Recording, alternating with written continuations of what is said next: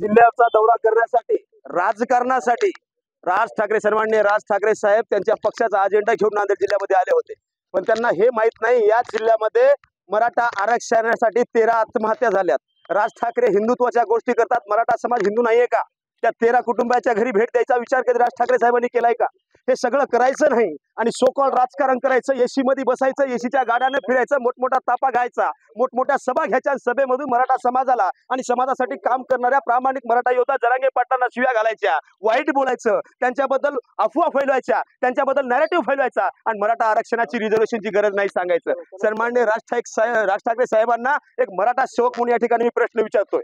मागील 20 वर्षाच्या आरक्षणाच्या लढाईमध्ये जेव्हा जेव्हा मराठा आरक्षणाचा मुद्दा ऐरणीवर आला, जेव्हा जेव्हा मराठा समाजाच्या पदरात काहीतरी पडणार असं कळालं, तेव्हा तेव्हा तुमचं हे सोकाळ राजकारण बाहेर काय ते मला कळत नाही। जेव्हा आतापर्यंत ओबीसी प्रवर्गामध्ये एवढ्या जाती आतमध्ये गेल्या, तेव्हा कधी तुम्ही राजकारणाच्या स्टेजवरून समाजकारणाच्या गोष्टी केल्या नाही। पण जेव्हा आज मराठा समाजाला काही ना काही भेटायला जवळ आलं किंवा काही ना काही भेटत असेल किंवा आरक्षण भेटत असेल, तेव्हा तुमचं बरं राजकारण वर उघडते आणि तेव्हा तुम्ही सांगताय की मराठ्याच्या तरुणांना राजकारणाची गरज नाही, मराठ्याच्या तरुणांना आरक्षणाची गरज नाही। महाराष्ट्रामध्ये बेरोजगारी वाढली, आपण सगळे मराठी आहोत, आपण सगळे हिंदू आहोत, का मराठा हिंदू नाहीये का? आज मराठा समाजामध्ये जवळपास 450 आत्महत्या झाल्यात, तेव्हा तुम्हाला कळालं नाही का मराठा हिंदू नाही, हिंदू आहे ते? जेव्हा राज ठाकरे तुम्ही साहेब या पद्धतीने राजकारण या महाराष्ट्रात करताना तुमचं राजकारण हा सगळा महाराष्ट्रातला समाज जाणून आहे।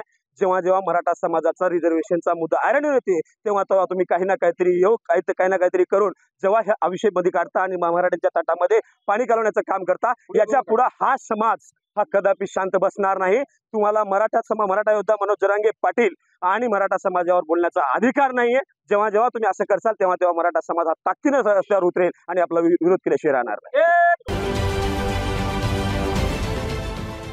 देश विदेशातील प्रत्येक घडामोडींचे लाईव्ह अपडेट मिळवण्यासाठी आता साम टीव्हीच्या सर्व सोशल मीडिया प्लॅटफॉर्मला लाईक, फॉलो आणि सबस्क्राईब करा। तसंच सर्व नोटिफिकेशनसाठी बेल आयकॉन प्रेस करायला विसरू नका।